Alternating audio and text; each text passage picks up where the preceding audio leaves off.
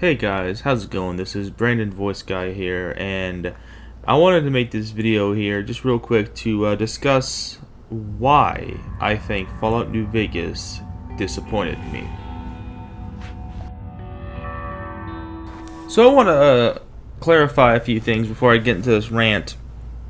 One, I apologize if you hear any background noises, any annoying things. I'm kind of doing this with a Blue Yeti mic and a kind of like my living room. So I can't really help if you hear background noises or like I'm sitting down in a chair. So if so I apologize for that. But anyways, what inspired me to do this video, because I've been wanting to talk about this for a while, was a YouTuber that was talking about Saints Row and the remake and stuff, and he said he was a fan of New Vegas. He thought it was the best Fallout game and stuff, and that got me thinking about my experience with Fallout New Vegas. And the fact of the matter is, it was disappointing. It was very underwhelming when I finally got to New Vegas. And again, I'm not saying, before I get really into it, I want to specify one thing also. I don't hate Fallout New Vegas. I think it's a very great game. I think the graphics got better from Fallout 3. Not very much, but a little better. You got to do more than 3. I remember being able to do more. I remember the graphics or the gameplay was a little better, and but yeah, I remember getting advertisements with this guy, the Ranger, I think they're called, Mojave Rangers, or like the elites, and having him like snipe this guy from across and I thought it was amazing. You know what I mean? Like that is awesome. That maybe you get to play as one of these guys, the elite snipers that's protecting this gym in the Mojave Wasteland, as they call it. But no, it was kind of disappointing, really. Now I don't mean disappointing as in it was like, oh my god, what a horrible landscape. You know what I mean? Like it had some of the best landscapes that I have ever seen in a Fallout game. I mean, I've always wanted, I guess I never really said I've always wanted, but I always thought it would have been cool to have a RPG style game set in a sort of a Western background where it's like the Mojave Wasteland. And I think, if I'm not mistaken, the first two Fallouts, the original computer versions, did take place either around or in the Mojave Wasteland. Fallouts 1 and 2. I might be wrong about Fallout 1, but I think 2 does. Anyways, but yeah, I've never played Fallouts 1 and 2, but I have played 3. I played a lot of the DLCs. I was disappointed with the pit, kind of with Mothership Zeta. I loved one of the DLCs. I loved. I know I did. I never played. I can't remember the Bayou one, or you're in the swampland and stuff. I never played that one. But anyways, I've always thought it was really cool to play in a Western background, seeing canyons and playing classic country music, like really old country music, while you're walking this dreary wasteland, shooting down giant scorpions. And yeah, I've always thought the gameplay was really fun. Being able to do a lot of stuff that you couldn't do in Fallout 3. I believe you could rest. I don't think you could rest to heal broken bones, or stuff you couldn't do in Fallout 3 that was really annoying. That could have been like patchwork for New Vegas. But at the same time, I really feel that Fallout New Vegas, as big as it is, really was too big for its own game. I know this is probably going to get a lot of disagreements, but I feel that Miles Morales, the Spider-Man. It's not a sequel, but it's its own game. Spider-Man Miles Morales should have been just DLC. It should have just been for its own DLC for you to buy for Spider-Man 2018, the Insomniac one. Oh, by the way, I'm hyped for the sequel. Gonna love that game. Anyways, back to Fallout New Vegas. I just thought that it was too big for the plot line. It got, for me, I feel like the story got way too big, way too stuffed, way too crazy. It branched off in way too many directions. By the way, spoilers if you don't know the story about this. Spoilers, obviously. But it's like you can either choose Mr. House, Mr. Yes, the Yes Man.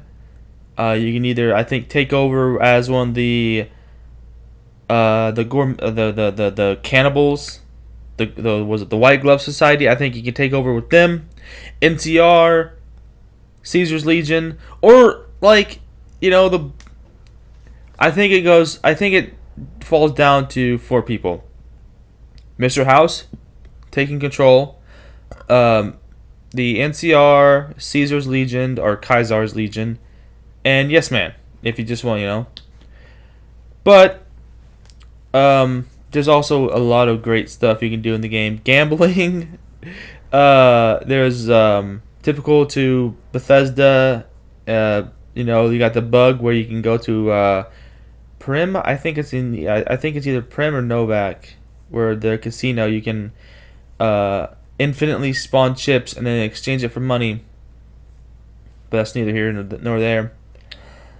I want to talk about one of the major reasons why I find it disappointing, and it correlates with why I think it's too big. The crazy branching off and the sides, and the main story, from what I gathered from playing it, and it's been years, 10 years plus since I played it, was you're a courier delivering a chip to Mr. House, the platinum chip, which controls what I believe is a lot of stuff in New Vegas. It upgrades the sentry bots, and pretty much a man named Benny. He guns you down. He takes your platinum chip and he shoots you, burying you in a shallow grave, where you're discovered by, I can't think of his name, some cowboy, some robot that thinks he's a cowboy, and you run into him every so often as he makes his way to New Vegas. And first thing, you get clues. Now, let me tell you like a rundown of how you do this. You go up to somebody and you say, "I need information on a guy in a checkered suit."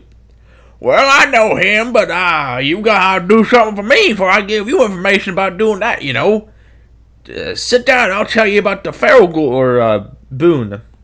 The Feral Ghouls. The Rocket, I can't think of it, Red Rocket facility that's all the way across the map, or a ways down the map, that's coded in Feral Ghouls. Okay, sure, you go down there, and you shoot up a bunch of Feral Ghouls, and some random guy that thinks he's a Feral Ghoul says, "Come up here, smooth skin, and I'll tell you about something," right? So we fight our way up there, and we get to meet these ghouls' leaders. Can't think of his name. And he tells you that they want to ascend on rockets to paradise. That's all well and good. But they lack the equipment, and it's all in the basement, and it's full of Nightkin. So, okay, another quest pops up. Take care of the Nightkin. Simple enough. You could either kill the Feral Ghouls, go back up, or the ghouls, everyone, go back up to Boone, or you can be a nice guy, go down, shoot up the Nightkin, come back, help them, and whatever. But the Nightkin want their stealth boys. And they say, "Okay, We want the stealth boys. We'll take that and we'll leave. We need the shipments. Fine. So, you help the Nightkin get the shipments, and you run into a ghoul that says, "I'm not leaving until you find, just find my friend, find this, do this." And it gets to a point where you're like, wait a minute, what am I doing again? Oh yeah, I'm finding this ghoul girl who's dead to help the ghoul get out of the room so the Nightkin can get the shipments to the stealth boys, so the ghouls can come downstairs, so they can fuel up their rockets, so they can send me on a scavenger hunt across the Mojave for 3 parts, so that I can come back with the parts, convince this feral ghoul to go somewhere, I don't know, and so they can fly off into space. And if your science is good enough, you can crash these idiots who wasted your time into each other and go back to Boone. Rinse and repeat. And yes, there are quests that are different. There are different branching stuff. But it just feels like chore after chore after chore after chore. And with a world like... with the kind of RPGs that Fallout... not pretty much Fallout, but Oblivion, Skyrim, that kind of... well, it's kind of unfair because Skyrim came out later. I think New Vegas came out 2010.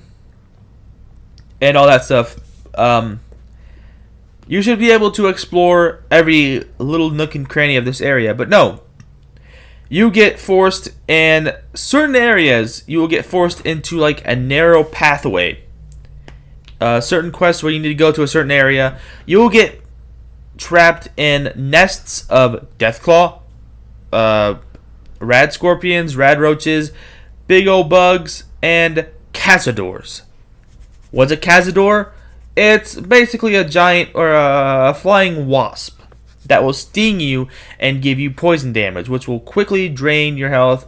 Oh, and they attack in numbers. So the more you get stung, the more you die. And, well, with that being, that just being as frustrating as it is to get through, the one thing I was holding out on, the one thing I was wanting most of all, New Vegas. What is New Vegas like? To me, I think New Vegas was going to be the equivalent of Megaton from, or Megatown from, or Megaton, I think it's Megaton from Fallout 3, but 10 times bigger. Gigantic. A utopia. This right here, this is what I thought it was. A giant utopia in the wasteland with gigantic doors that'll let you in, or just like let you in and stuff, and it's going to be an amazing place where most of your game will take place after you get there and you deal with Benny and you return the chip. However, first you got to go to Freeside, then you got to go up to the the mediocre entrance, and some Securitron is like, halt, present a visitor's pass, or you cannot enter. Pay 2,000, was it 2,000? 2,000 caps? By the way, New Vegas, unless you know the money glitch, isn't exactly the best way, isn't exactly easy to get money. At least for me, you know? At Fallout 3, I was making tens, I got like caps. You know what I mean? I was making caps. But here, it's like, I'd be lucky if I get a couple thousand, let alone 2,000 to get past the security check. So, what does that mean? Well, it means I was stuck in Freeside for well longer than I wanted. Freeside, which is pretty much like the slums of New Vegas. I don't even think it was a part of New Vegas. You know what I mean? The only good thing I can say about that was it pointed me in the direction of the Kings. Now, for those who don't know, oh, there's the Van Graff laser company thing where you can buy laser stuff and you can buy weapons at the ring, or you can, you know, stuff, and there's gambling at the Wrangler and other stuff. But anyways,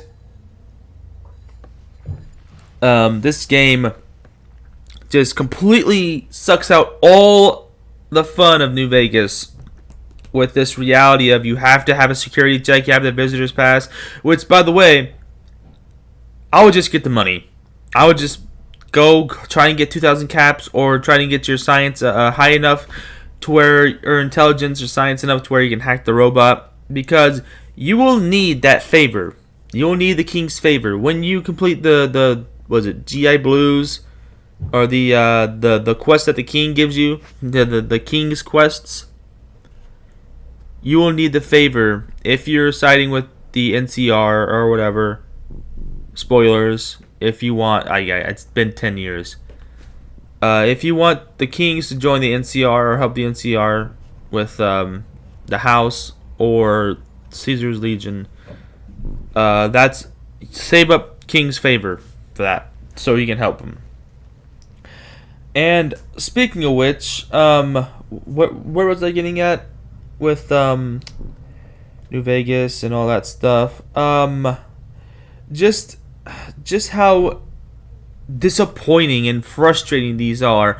What was it? I remember what it was. So, karma is a thing in Fallout New Vegas, or Fallout series in general, but the way they handled it in New Vegas is baffling. Now, see, I like to feel like I can wear any costume I want, and I don't have to change out costumes, because that's annoying. If you've played any kind of Fallout game, you know how annoying it is to change out equipment and clothing. I mean, it's not as bad as new Fallout 4. We have to pull out the freaking gauntlets and pant legs and armors and stuff. That's not as bad. But imagine having to, if you're going to an NCR place and having to wear NCR clothes, or Caesar's Legion to like talk to Caesar, and it's like it's just different things to juggle. You know what I mean? Like, imagine if you fuck up and wear a Caesar's Legion thing in NCR, you're screwed unless you know. So I'm glad I didn't do that in Fallout 4, because that would have been really stupid. I don't know. In general, if I can finish this up like this, Fallout New Vegas was very disappointing for me, because mainly I hyped myself up so bad for a good game, a success to Fallout 3, that when it came out and I got to playing it, it just wasn't what I was hoping it was going to be. It didn't. I know it sounds selfish of me, but I really felt like it should have been DLC for Fallout 3. You know what I mean? Like, imagine if they did the Mothership Zeta or the Pit. Same basic thing. But anyways, thank you guys so much for watching this video. I know it's a little ranty video, but I'm glad you guys watched it. Don't forget to like, share, comment, subscribe, and request. And I will see you guys next time. This is BrandonVoiceGuy signing off.